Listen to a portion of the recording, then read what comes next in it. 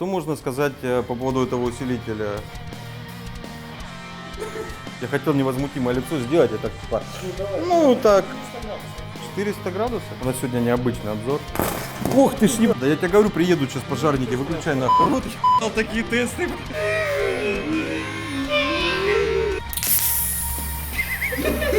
Так они потом скажут, не гарантийный случай.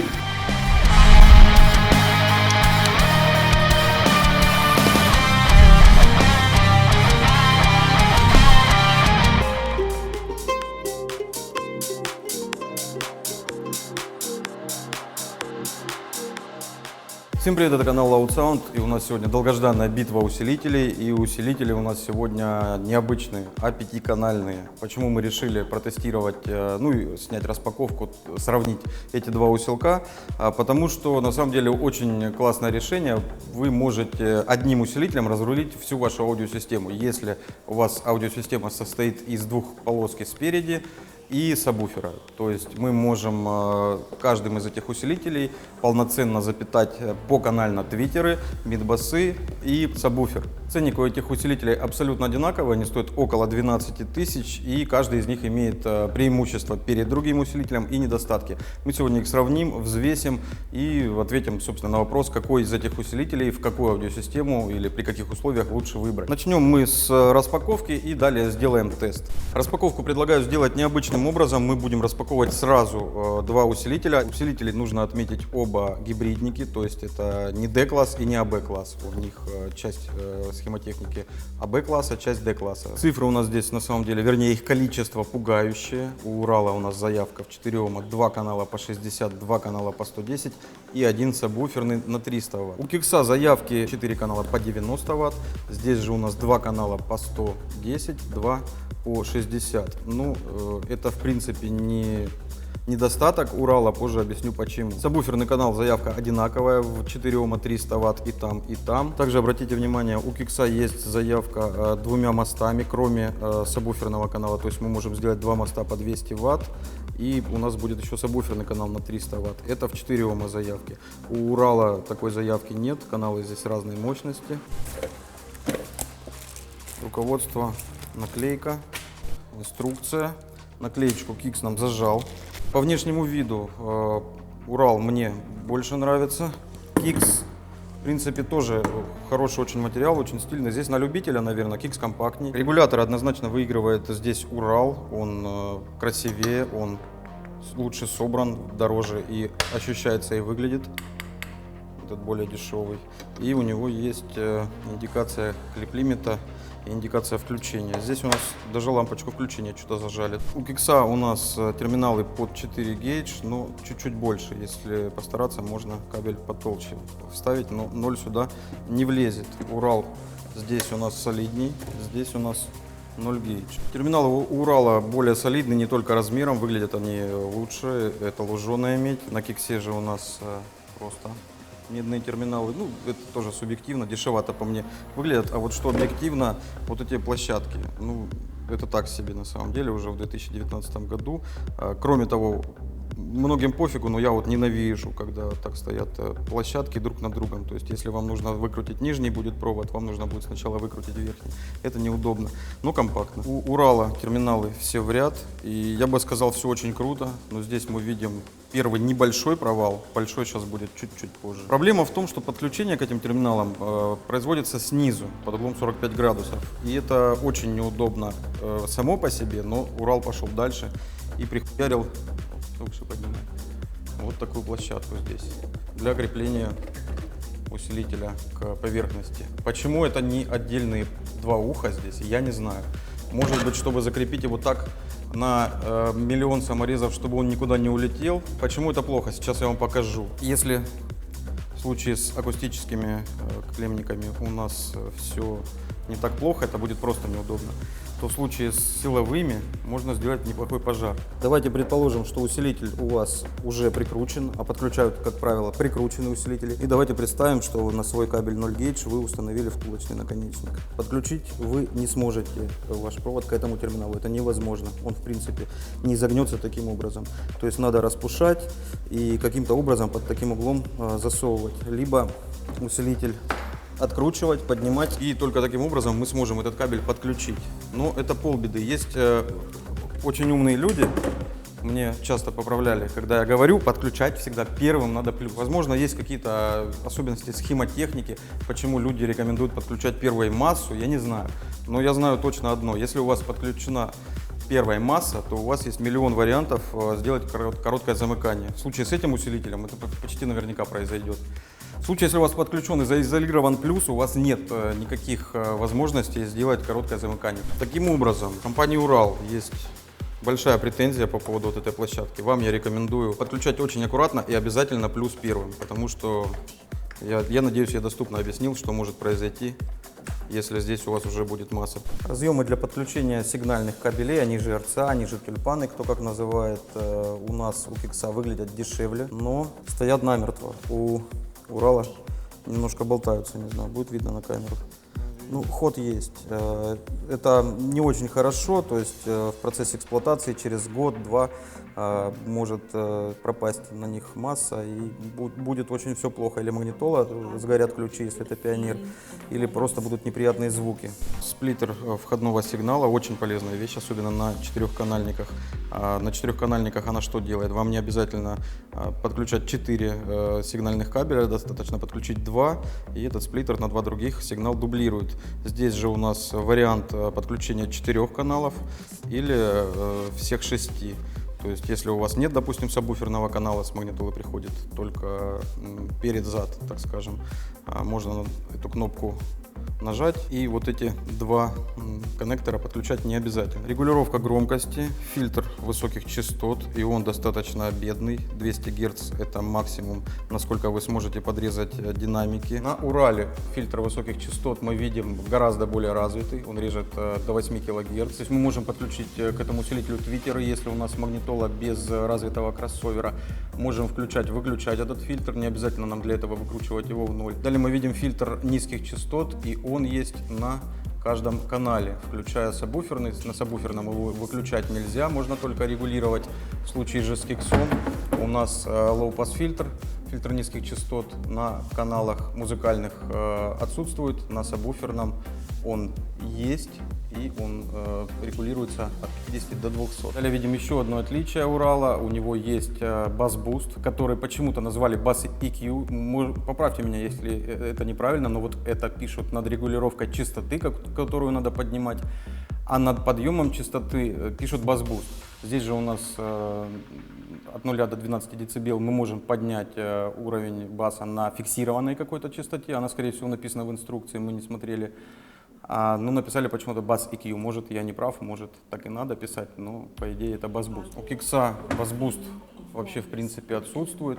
И вот должен сказать, хоть это и выглядит менее продвинуто, но эти настройки гораздо более эргономичные, простые в понимании. На Урале, мне кажется, намудрили. Я бы не отдавал это в плюс, но что однозначно плюс, это фильтр высоких частот до 8 кГц. Мы можем порезать твиттеры, это очень круто.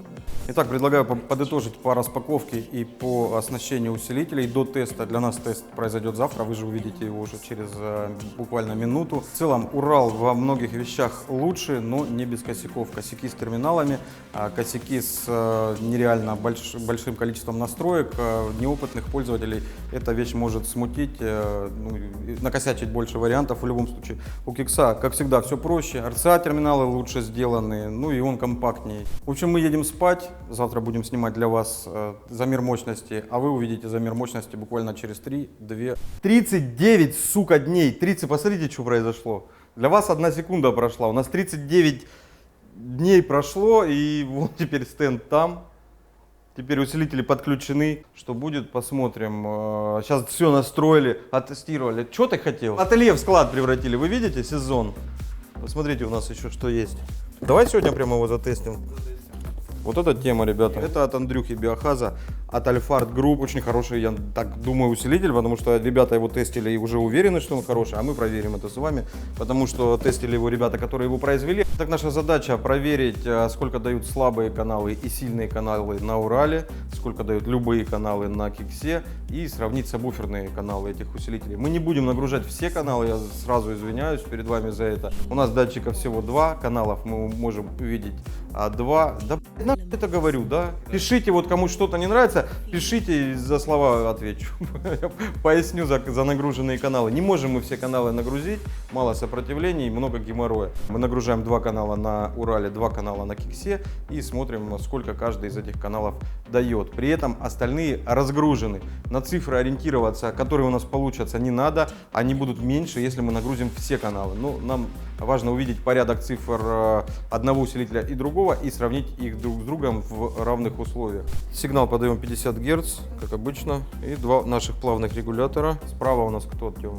Урал, слева Кикс. Слева Кикс. Кикс дает нам чистого сигнала 90 Вт и справа Урал, правильно? Видим реальные цифры, которые нам прямо сейчас отдают усилители в реальном времени. 90 Вт на каналах Кикса и 76, вот чуть просело, на слабых каналах Урала. Заявка 60. Заявку они превосходят, видимо, ну, скорее всего, потому что мы их не нагрузили. Видим примерно 80 Вт на слабых каналах Урала и чуть больше 90 на Киксе. О чем это говорит? Все-таки, если вам нужно запитать фронт и вам вот прям каждый ватик нужен, Кикс будет лучше. Если вам нужно запитать и миды, и твиттеры, наверное, лучше справится Урал. Кикс переключили 2 других канала. Ну, просто для того, чтобы посмотреть, сколько отдают 2 других, мы должны увидеть 90.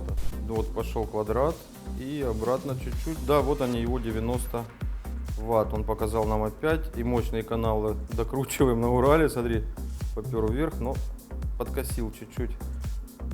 Ну, вот с небольшой погрешностью можно сказать, что он отдает 115 Вт. Мы видим честные заявки на коробках. С одной стороны. С другой стороны, это заявки, которые мы получаем при 3 разгруженных каналах из 5. Остается проверить главное, это сабвуферные каналы. Заявки у нас у обоих усилителей по 300 Вт в 4 Ома. В 1 Ом на Победе 700 Вт заявка, у Кикса заявки в 1 Ом нет. Но вы все любите подключать Кикс именно в 1 Ом почему-то. На этом усилителе 1 Ома заявки нет, но я думаю, мы ее проверим. Там Кузя присоединился, покажи Кузю. Сейчас цифры пойдут в гору. 2 бычка курили мы, все в углу на корточках. В каждый дом входили мы, только через форточки. Так, замер 2 сабвуферных каналов в 4 Ома. Кикс у нас испугался чего-то и просится обратно. Обратно. 240 Вт на Киксе. Добавляем на Урале. Есть еще, есть еще. Есть. Смотри какой, а. Пошел скос. Ну, ровно 300, грубо говоря. 300 Урал и Кикс. Смотрим, 240. Чуть-чуть добавляю. Покажи вот поближе масштаб. И пошел квадрат. Сразу вот на 300 уже. Обратно. Ну, вот они, 240 чистый. Если ставим на 270, уже уходит. Теперь самое сложное испытание для Кикса. Должны увидеть 700. Здесь должны увидеть... или 600 где-то, я так думаю, или пожар. Кто-то у нас зазвенел. Кикс вышел на 300, на 400 чистый. Догоняем. Урал 400 чистый.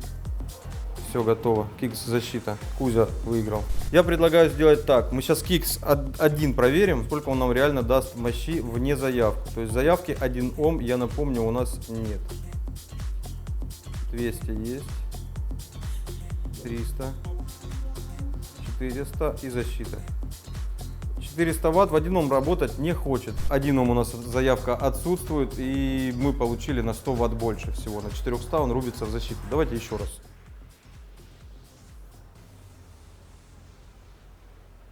Уже защита. Сейчас мы отключаем Кикс и победу уже на... Ну, она уже явно выиграла по сабвуферному каналу. Но хочется увидеть максимальные цифры при одном нагруженном сабвуферном канале. Заявка, напомню, 700 Вт в 1 Ом. Смотрим 1 Ом с отключенным Киксом. Все питание, что у нас сейчас есть. Искажения видим на 600 какие-то, ну, на D-классе это в принципе нормально. Заявка. Ну, я бы сказал есть, но нет. Идет уже сраный сигнал. На сабвуфер такого скоса хватит. То есть для басухи это нормально. Здесь мы видим чистый сигнал 630 Вт. С небольшими помехами. Ну, опять же напомню, канал у нас работает в одиночку. Если мы нагрузим 4 других канала, естественно, мы здесь увидим еще меньше. Неплохо, учитывая, что это 5-канальник, вам не нужно покупать 4 канала и отдельно моноблок, у вас все на борту. И на борту у вас больше, чем полкиловатта. Это на самом деле круто, но чуть-чуть обманули. Если по музыкальным каналам мы увидели заявку и даже больше, по сабвуферному немножко не дотянулся. Но было бы честно нагрузить все каналы. Я честно признаюсь вам, что это очень большой геморрой. Искать 10 каналов с разным сопротивлением, то есть его надо все менять еще, чтобы такой тест сделать прям вот под ключ. Мы и такой не можем сделать. 39 дней прошло с момента. Мы сняли распаковку, для вас прошла 1 секунда. Для нас прошло 39 дней, постоянно что-то случается, и вот у нас вообще, это нам склад сделал доброе дело, что нам вот это место выделил. У нас сейчас сезон, и спасибо вам огромное, что заказываете у нас. Я очень рад, что мы обеспечиваем качественный сервис. Магазин забрал склад, теперь забрал еще и ателье. Но нам выделили, смотрите, сколько места. Хотите пожар? Пожар хотите? Сейчас будет пожар. Да не будет пожара, это сейчас новое. Да подожди, ну выключи хотя бы ремонт, посмотри, что делает. Очень круто, смотри. Разработано в России. Молодцы, Урал, да, пасты от души. Ну тепло он отводит, я не знаю, или он не греется, или он очень плохо отводит тепло, потому что он у нас сегодня весь тест холодный, сейчас будет горячий. Ну так можно сделать, вот так. Понял? Давайте средства персональной защиты, где? Денчик, закрывай глаза битым стеклом, я зажмурюсь. Кузя, это мне давай, хорошая вещь, через нее видно хорошо. Просто жмурься и все, короче, давай, поехали. И поехали. Краш-тест Урал Победа. Квадрат начинается на 700 на заявке. А я не конкретную цифру буду, Тёма, делать, а конкретно в пол, вот эту вот крутилку. И она у нас в полу. А он не хочет добавлять, он наоборот падает. Так, телефон, громкость на всю, гейн на всю. А что, он мало квадрата, он уже запах чувствует. Добавил 10 Вт, вот вам бас-буст. И квадрата, наверное, пришло нормально. Ну, нет, добавляет вот. С 700 до 730. Все, бас-буст на всю. Денчику уже не терпится кинуть туда гаечный ключ. Прошла 1,5 минуты примерно, ну примерно минута, да, с полного запуска. Дым идет, но это, видимо, пока термопаста. Детали все целые. Я не шучу, кстати, глаза прикрывайте. Кондер может въебать. И все шаг назад сделали. Прошло уже почти 3 минуты. 2:40. Ах ты ж сука! Я обжегся, по-моему. Он вот тут раскаленный. Ой, вонь пошла страшная. 163 градуса, ребята.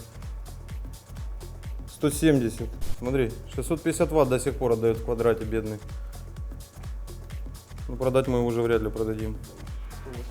180 градусов. 200 будет? Это не шутки, ни хера, 650 Вт. Так столько времени. Сейчас пленка закончится в телефоне. 5 минут уже скоро будет. 4:30 сейчас. 180 градусов, и, видимо, он начал охлаждаться. Ну, в смысле, вошел в нормальный режим работы, потому что дальше температура не растет. 195,6. 200. Это на блоке? А на транзитках сколько? 130? А ну-ка. 130. Пока 140. Блок еще раз покажи. 203. Кидай. Давай отойдем и кинь. А не надо? Ты ссышь? Так с ключом прикольней будет. Да не, ну уже потом в конце. Ух ты ж, красиво. Ты снимал, Гузя? Потом в конце уже. Ух ты ж, красиво.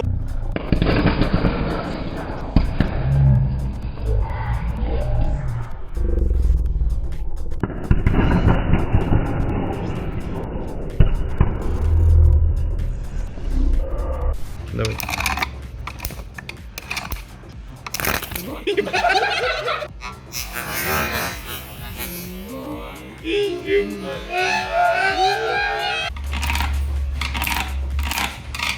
Камеру надо убрать.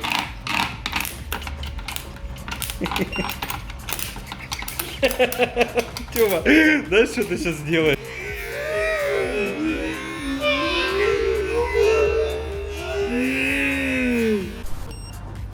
Сколько? 340 было. Ну и нахера ты это делаешь? Казакузи. Итак, что мы можем сказать по поводу этого усилителя? Можем сказать, что... Что это? Слышь, так давай шампуры неси, смотри, что можно. Да я тебе говорю, приедут сейчас пожарники, выключай нахуй. Идет запись еще? Нахуй ты меряешь температуру огня. Кто туда кинул ключ? А мы сейчас сдохнем, нахуй. Придут утром, скажут, 4 долбоеба спалили усилитель и угорели, блядь. Я пошел отсюда. Рот ебал такие тесты. Мы ничего не курим. Люди идут, смотрят, как на наркоманов, правда. Ну тут можно починить все время, отдайте. Артем, ты можешь объяснить, что ты сейчас будешь Я делать? подключаю усилитель. Наоборот.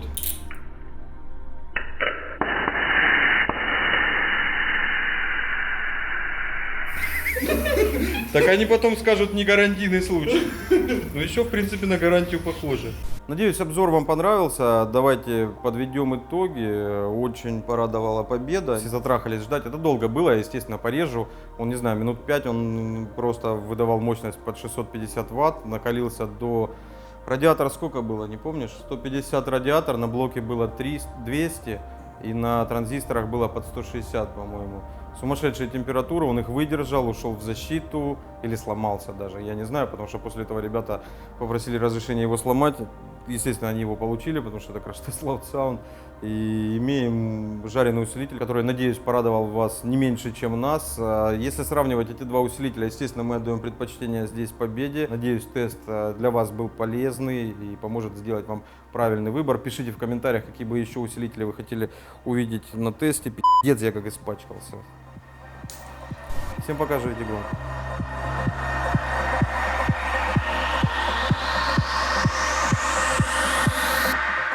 Теперь, возможно, то, чего что... Да хватит, Ты зачем приехал, а?